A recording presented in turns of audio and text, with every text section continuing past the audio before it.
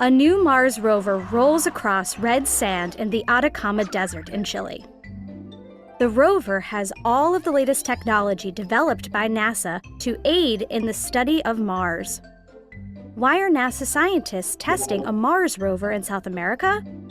The Atacama Desert is one of the driest places on Earth and one of the places most similar to Mars. It's the perfect place for scientists to practice for future expeditions to the Red Planet. Humans have long been fascinated with Mars. After all, Mars is our neighbor, just one planet further from the Sun than Earth. The Red Planet, named for the Roman god of war, has long been visible to the naked eye. But no one knew much about Mars for centuries. In the 1500s, scientists began to learn more about the stars in the solar system. They were able to calculate the position of Mars and learn about its orbit. In 1609, Italian scientist Galileo Galilei used an early telescope for a closer view of Mars. As telescopes improved in the 1700s, so did the study of Mars.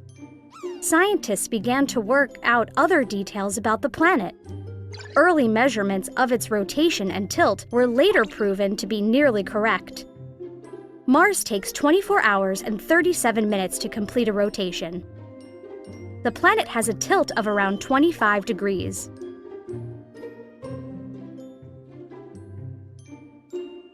Since these values are similar to Earth's, astronomers were curious.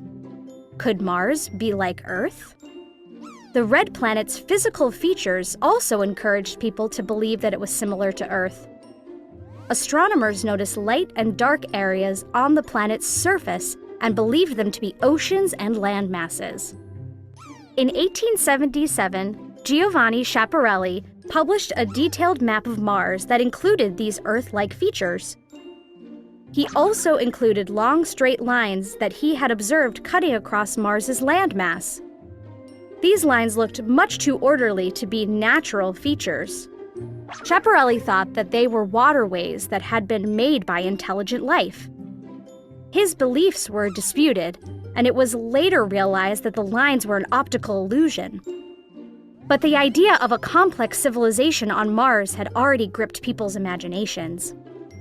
Schiaparelli's mistaken belief helped give the word Martian a new meaning. It had long been an adjective that meant having to do with Mars. Now it came to be a noun, meaning an inhabitant of Mars. By the end of the 19th century, novels and stories about Martians were popular. But their depictions weren't always positive. In The War of the Worlds, a novel by British author H.G. Wells, England is invaded by Martians. An adaptation of Wells's novel was broadcast on the radio in 1938.